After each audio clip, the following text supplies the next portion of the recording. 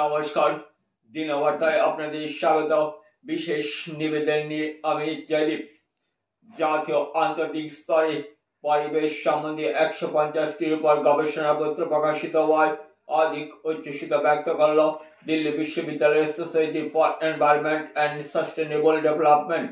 পরিবেশ বাঁচিয়ে রাখতে ওনার অদম্য প্রয়াস তাতে অত্যধিক সন্তুষ্ট হয়ে ACSD শ্রীভূমি শ্যামল প্রসাদ চৌধুরীকে বিশিষ্ট পরিবেশবিদ তথা বিজ্ঞানী ঘোষণা করেন।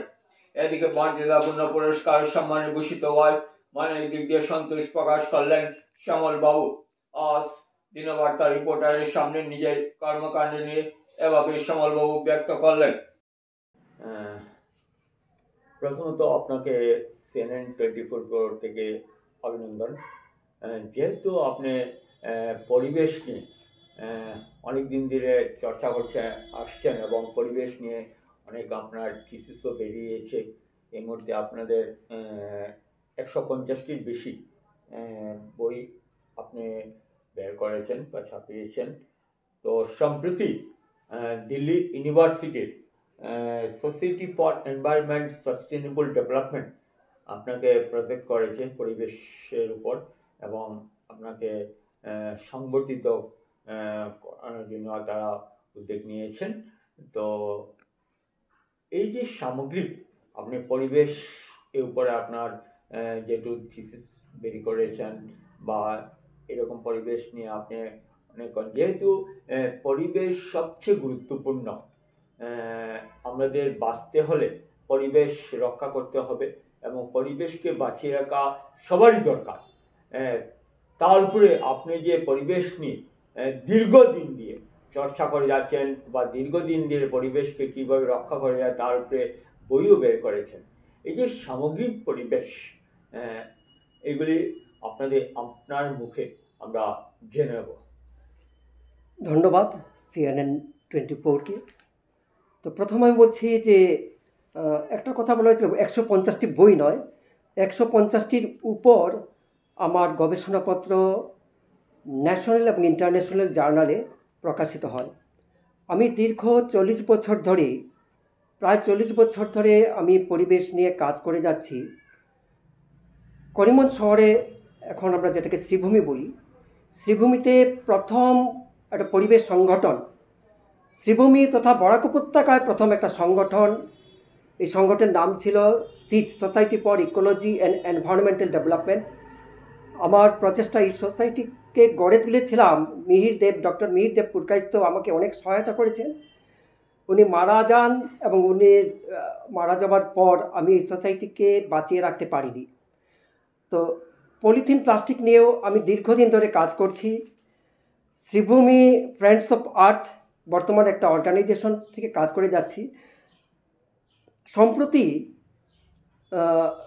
ভারতবর্ষের দিল্লি বিশ্ববিদ্যালয়ের society for Ecology and Environmental development আমাকে শর্টলিস্ট করেছে। তার কারণ হলো ACSD দিল্লি ইউনিভার্সিটির আমি শুধু সদস্যই নয়, ওদের একটা সেমিনার হয়েছিল আগস্ট 2023-তে। এই সেমিনারের যে পেপারটা ছিল, এই পেপারটি বাংলা অনুবাদ আমি করেছি। এই পেপারের ভিত্তিতে অনেক সমালোচনা আসে এবং এই পেপারটি ছিল সাস্টেনেবল ডেভেলপমেন্ট গোল 13, অর্থাৎ ক্লাইমেট চেঞ্জের জন্য sustainable development goal climate change, কীভাবে আমরা ক্লাইমেট রিসাইলেন্স করতে পারবো এবং অ্যাডাপটিভ স্ট্র্যাটেজি নিয়ে আমি এই পেপারটির কিনোট স্পিকার ছিলাম। 2023 সনে ইন্টারন্যাশনাল সেমিনার হয়েছিল দিল্লিতে, এটা ভার্চুয়াল সেমিনার ছিল। পরবর্তীকালে সাস্টেনেবল ডেভেলপমেন্ট গোলের উপর আমার বেশ কিছু লেখা প্রকাশিত হয়। তার বঙ্গ অনুবাদ বর্তমানে কলকাতার একটি প্রয়াস বাংলা জার্নালে, কলকাতা বইমেলাতে এটা এসেছে। এই পেপারটাই ছিল চক্রীয় বা বৃত্তীয় অর্থনীতি। এছাড়া প্রায় 5টা বই পরিবেশের উপর আমার আছে। বর্তমান প্রথম আসাম বিশ্ববিদ্যালয়ের প্রথম একটি বই, এনভায়রনমেন্টের যে বই, যেটা, এটার অথর ছিলাম আমি আর ডক্টর অশোক দাস। RS কলেজের প্রিন্সিপাল ছিলেন। আমরা দুইজনে মিলে প্রথম ফাউন্ডেশন কোর্স ইন এনভায়রনমেন্টের বইটা প্রকাশিত করি। পরবর্তীকালে তার ঠিক 2 বছর পরে চৌধুরী পাবলিশার শিলচর থেকে আমার অনুরূপ একটি বই প্রকাশ পায়। দিল্লি আশিস পাবলিশিং হাউসের অ্যাডভান্সেস ইন এনভায়রনমেন্টাল সায়েন্স, এটা আমার 3 নম্বর বই। আমার 4 নম্বর বই BFC publication Lucknow, environment ecology and sustainable development, এটা গুগল প্লেতে আছে। যাক, এছাড়াও জাতীয় এবং আন্তর্জাতিক স্তরে বেশ কিছু অ্যাওয়ার্ড ঘোষণা করা হয়েছে। এই পরিবেশের উপরই আমি কাজ করে যাচ্ছি দীর্ঘ 40 বছর ধরে। তো অনেকে আমার কাছে জানতে চেয়েছেন যে জিরো ওয়েস্টের কথা বলছি বা বৃত্তীয় বা চক্রীয় অর্থনীতির কথা বলছি, যেটা যুগসংকটে এসেছিল, সাময়িক প্রসঙ্গতে এসেছিল গত কয়েক মাস আগে। নববার্তাতে দিয়েছিল, যেটা ছিল জলাভূমির দিবসের দিন প্রকাশিত হয়েছে। এটা হবে 2 ফেব্রুয়ারি, বিশ্ব জলাভূমি দিবস। তো এই বিষয়গুলির উপরেই দিল্লি বিশ্ববিদ্যালয়ের ACSD they became very much pleased and conferred this award, যে অ্যাওয়ার্ডটা হলো এমিনেন্ট এনভায়রনমেন্টালিস্ট অ্যাওয়ার্ড 2024। তো যাই হোক, আমি এই শহরকেও, যেহেতু আমাদের প্রধানমন্ত্রী স্বচ্ছতা ভারত অভিযান এবং মেক ইন ইন্ডিয়া, তো মেক ইন ইন্ডিয়ার সঙ্গে আমি লুপ করে এই পেপারটি উপরে এখনও কাজ করে যাচ্ছি, যেটা হলো চক্রীয় অর্থনীতি, অর্থাৎ আমরা যেটাকে বর্জ্য বলি, যেমন সলিড ওয়েস্ট ম্যানেজমেন্ট। এই সলিড ওয়েস্ট ম্যানেজমেন্টের উপর গত সপ্তাহের আগের সপ্তাহে আমার 4-5টা স্কুলে প্রোগ্রাম ছিল। গত 3-4 সপ্তাহ আগে লক্ষ্মীবাজার রোডের একটা স্কুলে ছিল, বেশ কয়েকটা 4-5টা স্কুলে আমার একটা প্রোগ্রাম ছিল। তা ওরা বিষয় দিয়েছিল সলিড ওয়েস্ট ম্যানেজমেন্ট। তো এখানে অনেক ভুল তথ্য আমি দেখতে পাই, যেটা হলো যে বর্জ্য কথাটাকে কিন্তু আমি বর্জ্য হিসাবে নিতে চাই না। আমরা যেভাবে এটাকে ব্যবহার করছি, অর্থাৎ এই কথাটা মানতেই হবে যে আমরা বেঁচে আছি, আমাদের পরিবেশ আমাদের সাপোর্ট করছে, আর এই পরিবেশের দুটি ক্ষমতা আছে, যেটাকে আমরা বলছি বহন ক্ষমতা, মানে ক্যারিং ক্যাপাসিটি।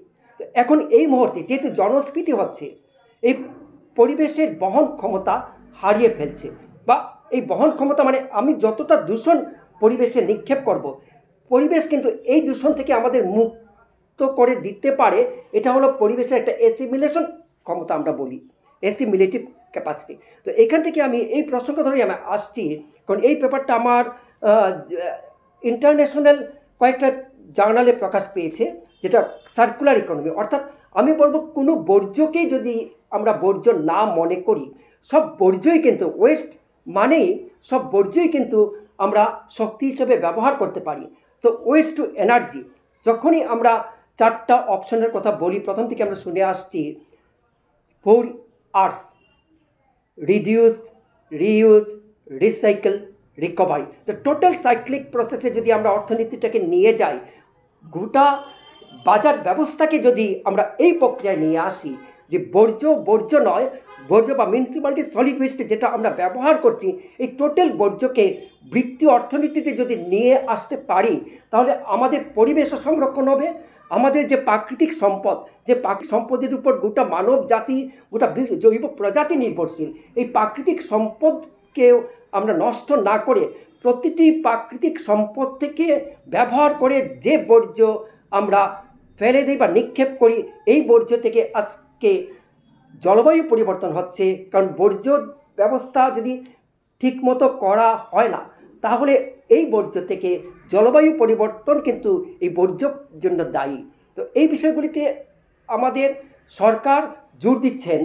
গত বছর আমার বন্ধু ছিল দীপঙ্কর ঘোষ, আমি গুয়াহাটিতে একটা প্রোগ্রাম ছিল north east climate change conclave. তো এখানে আমি বলেছি যে একটা প্রচেষ্টা আমরা করে যাচ্ছি। আমি ধন্যবাদ জানাই আসাম সরকারকে যে সোলার এনার্জির উপরে আমরা জোর দিচ্ছি। নো ডাউট, কারণ আমাদের বিকল্প আর কিছু নেই। যদিও সোলার এনার্জি 100% গ্রিন এনার্জি বা সবুজ শক্তি আমরা বলতে পারি না, 100% সবুজ শক্তি বলতে পারি না। এই তথ্যটাই আমি তুলে ধরেছিলাম গত বছর ফেব্রুয়ারি মাসে গুয়াহাটিতে ওয়াটার রিসোর্স ডিপার্টমেন্টে একটা সেমিনার হয়েছিল এবং এখানে অনেক বিজ্ঞানীরা উপস্থিত ছিলেন। ওরা আমাকে প্রশ্ন তুলেছিলেন যে কেন সোলার এনার্জি 100% এনভায়রনমেন্ট ফ্রেন্ডলি না। আমি তার ব্যাখ্যা করে দিয়েছিলাম। তো যাই হোক, প্রথম যে আমার গবেষণাপত্র প্রকাশ পায় এটা হলো national environmental engineering research institute Nagpur, এবং যে পেপারটা নিয়ে অনেক সমালোচনা হয়েছিল। এই পেপারটা ছিল আমার কাছাড় কাগজ কলে আমি তখন চাকরি করতাম। এই চাকরিরত অবস্থায় আমি অনেক সহায়তা পেয়েছি এই বিষয়ের উপরে কাজ করার। আমার ডিপার্টমেন্ট ছিল পরিবেশ বিভাগ। আমি পরিবেশ বিভাগে দীর্ঘদিন কাজ করে যাচ্ছি। আমাকে সহায়তা করেছেন তখন পলিউশন কন্ট্রোল বোর্ডের এক্সিকিউটিভ ইঞ্জিনিয়ার ছিলেন কে দত্ত, উনিও আমাকে সহায়তা করেছেন, এবং অভি গুপ্তা, ওরাও আসাম ইউনিভার্সিটি ইকোলজি ডিপার্টমেন্টের এইচওডি ছিলেন। আমি আসাম ইউনিভার্সিটিও একটা পেপার দিয়েছিলাম যেগুলি ছিল বর্জ্য পদার্থ এবং বরাক রিভারের উপরে কিছু স্টাডি করে আমার একটা পেপার, 2-3টা পেপার প্রকাশ পায়। তো বিভিন্ন সময়ে আমি কাজ করে যাচ্ছি পরিবেশ নিয়ে। এছাড়াও NEERI national environmental engineering research institute থেকে সেদিনই আমাকে লাইফ মেম্বার করা হয় ইন্ডিয়ান অ্যাসোসিয়েশন ফর এনভায়রনমেন্টাল ম্যানেজমেন্টের। দিল্লির একটা টক্সিক লিঙ্ক, ওদের সঙ্গে আমার যোগাযোগ ছিল দীর্ঘদিন। ইদানিং আমি আর যোগাযোগ করতে পারছি না। কলকাতার পরিবেশ বন্ধু ফাউন্ডেশনের সঙ্গে আমি ওতপ্রোতভাবে জড়িত, এবং করিমগঞ্জ গ্রিনস ছিল, গ্রিনসের সঙ্গে কাজ করেছিলাম। আর বর্তমানে শ্রীভূমি ফ্রেন্ডস অফ আর্থ কিছু উদ্যোগ নিয়েছে। আমি চাইব যে আমরা সবাই মিলে আমাদের শহরকে সুন্দর করি, আমাদের দেশকে সুন্দর করি।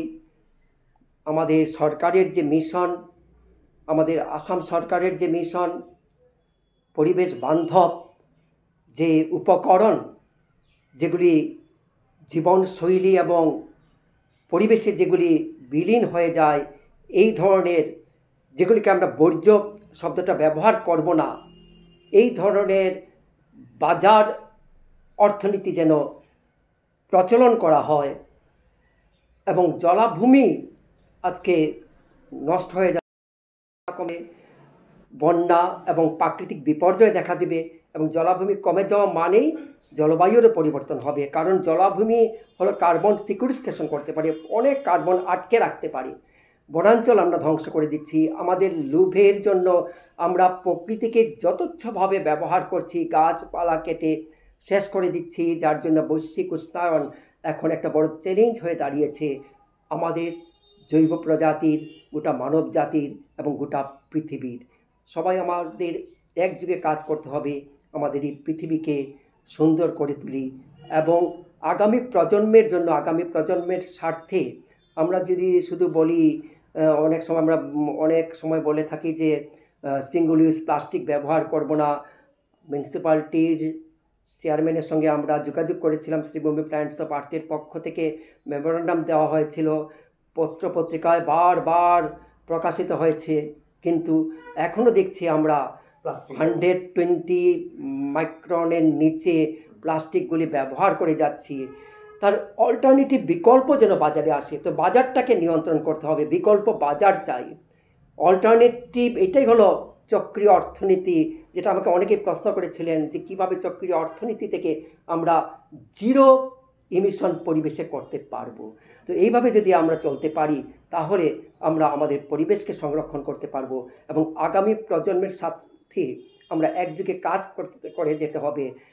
ক্লাইমেট চেঞ্জ যেভাবে হচ্ছে এবং যেভাবে জলবায়ু পরিবর্তন, অর্থাৎ যেভাবে আমরা বনাঞ্চল ধ্বংস করে দিচ্ছি, বন্য প্রাণী নিঃশেষ করে দিচ্ছি, এর থেকে উত্তরণের একমাত্র উপায় হলো প্রতিটি মানুষ ইকো ফ্রেন্ডলি অ্যাপ্রোচ খুঁজতে হবে, যাতে পরিবেশ বহন করে নিয়ে যেতে পারে, যেটাকে আমি বারবার বলছি carrying capacity of the planet, so that planet can assimilate ইট।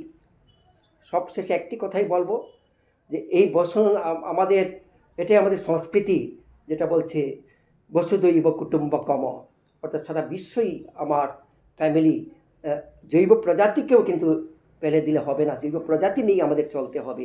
তাহলে আমরা আমাদের যে সরকারের যে মিশন যেটাকে আমরা বলছি, এটা সফলতা পাবে তখনই যদি আমরা এক জায়গায় এইভাবে কাজ করে যেতে পারি, ইকো ফ্রেন্ডলি লাইফস্টাইল এবং পরিবেশ বান্ধব এবং বর্জ্য যেটাকে বলছি, সমস্ত বর্জ্যকে ওয়েস্ট টু এনার্জি সার্কুল ওয়েতে বৃত্তীয়কার পদ্ধতিতে আমরা কোনো বর্জ্যই যেন নিক্ষেপ না করি, পরিবেশকে দূষণ না করি, জিরো ইমিশন এই টেকনোলজি, এই প্রযুক্তিগুলি আমাদের জানতে হবে, এই প্রযুক্তিগুলির ব্যবহার করতে হবে।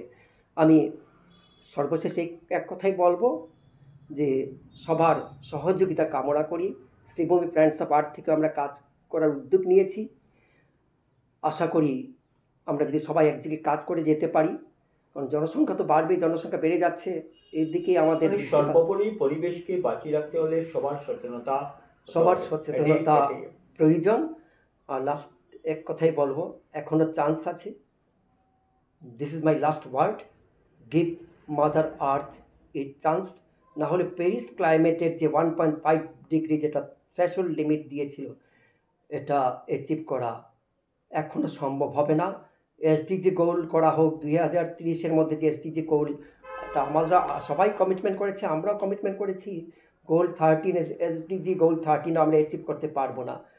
So it is my earnest plea to Homo sapiens, give Mother Earth a chance so that we can live in a sustainable way in our sustainable develop to achieve our sustainable development goal. Give Mother Earth a chance. ধন্যবাদ আপনাকে, অনেক অনেক ধন্যবাদ। দুটি কথা তুলে ধরেছি আমি, এবং এই কথাগুলি তুলে ধরার সুযোগ দেওয়ার জন্য CNN 24-কে অসংখ্য ধন্যবাদ।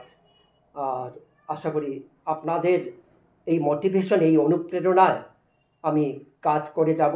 আগামী 20 ফেব্রুয়ারি আমার দিল্লি যাওয়ার কথা, যেখানে আমাকে এমিনেন্ট এনভায়রনমেন্টালিস্ট অ্যাওয়ার্ড দেওয়া হবে।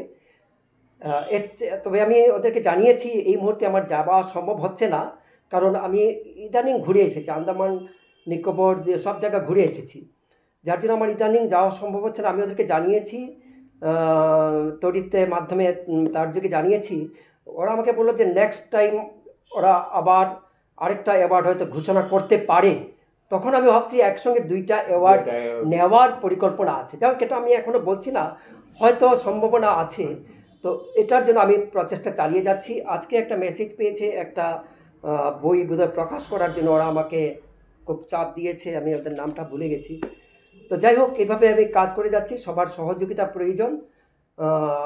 আমাদের তো জীবন আর বেশি দিন না, যতদিন পৃথিবী, এই ধরিত্রী মাতা আমাদের স্থান দেবেন, আগামী প্রজন্মের জন্য যদি কিছু করে যেতে পারি, তখন আমি বলবো যে আমার জীবন সার্থক। যেন আগামী প্রজন্ম, আমার পৃথিবী, ভবিষ্যতের মানব প্রজাতি, সমস্ত জৈব প্রজাতি সুন্দরভাবে এই পৃথিবী যেন আরও সুন্দর হয়। আর সর্বোপরি আমি আমার দেশকে ভালোবাসি, আমার দেশের প্রতিটি মানুষ, প্রতিটি নাগরিককে সুস্বাস্থ্য কামনা করি।